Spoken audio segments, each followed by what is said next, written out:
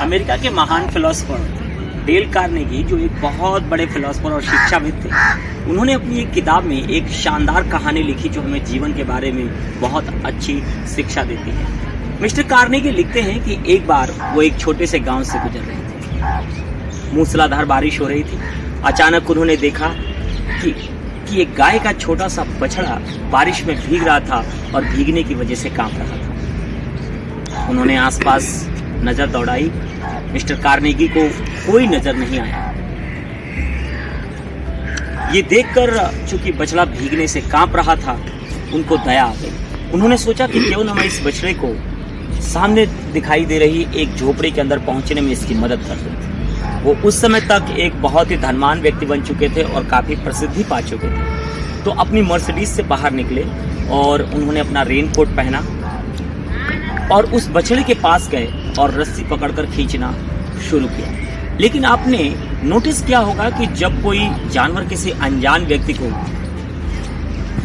देखता है तो हमेशा वो विरोध करने की कोशिश करता है। तो मिस्टर कार्नेगी जब उस बछड़े की रस्सी को खींचने की कोशिश कर रहे थे, वो बछड़ा पीछे की तरफ हटने लगा और अपने नाखून जमीन में उसने धंसाने शुरू कर दिए। मिस्टर कार्नेगी इस प्रक्रिया में बिजी ही थे कि तभी एक वृद्ध महिला वहां पर डंडे के सहारे से आई और उसने कहा कि अरे साहब, आप क्यों परेशान हैं, लाइए ये काम मैं आपके लिए कर देता हूँ। Mister Carnegie was very surprised.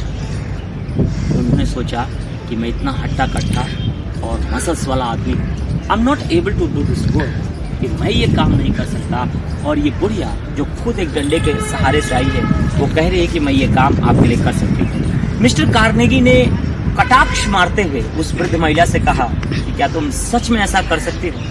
उस बुढ़िया ने कहा, करे साहब, ये तो मेरा रोज का काम है। मिस्टर कार्नेगी ने वो रस्सी उस वृद्ध महिला को पकड़ा दी।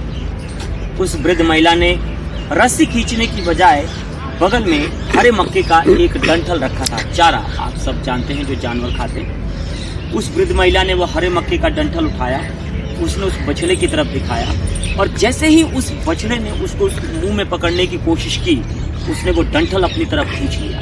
फिर वो डंठल लेकर आगे आगे चलती चली गई और बछड़ा धीरे धीरे धीरे उसके साथ झोपड़ी में चला गया। मिस्टर कार्नेगी इस घटना से बहुत प्रभावित हुए।